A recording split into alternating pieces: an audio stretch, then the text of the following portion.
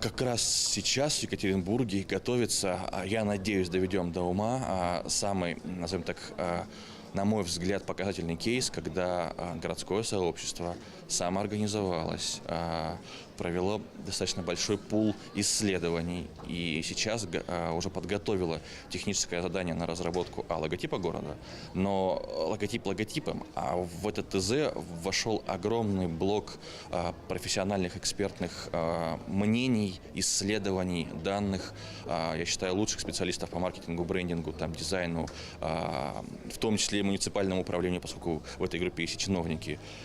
И, соответственно, это вот квинтэссенция того, что есть Екатеринбург, какие у него действительно преимущества, какие у него смыслы есть, что можно транслировать вовне.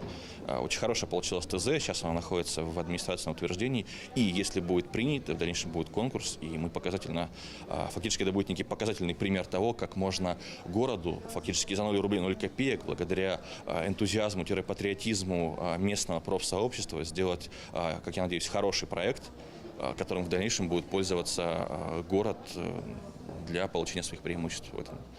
В других форматах я это вижу, когда так называемые, значит, муниципальные заказы на брендинг, логотипинг, дизайнинг, да, происходят.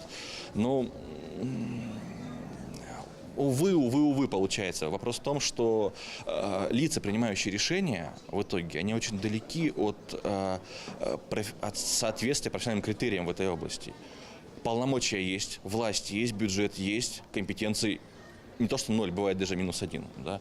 Да, и в итоге ты получаешь очередное унылое шедевр, на который смотреть. И более того, этот шедевр в итоге живет ровно столько, сколько живет тот идеолог, который его заказал. Приходит следующий, все меняет. Вот. Именно поэтому здесь ключевая ошибка еще одна. Это попытка спустить сверху вот этот ТЗ, вместо того, чтобы организовать народную волну снизу. Вот в Екатеринбурге как раз идет народная волна снизу.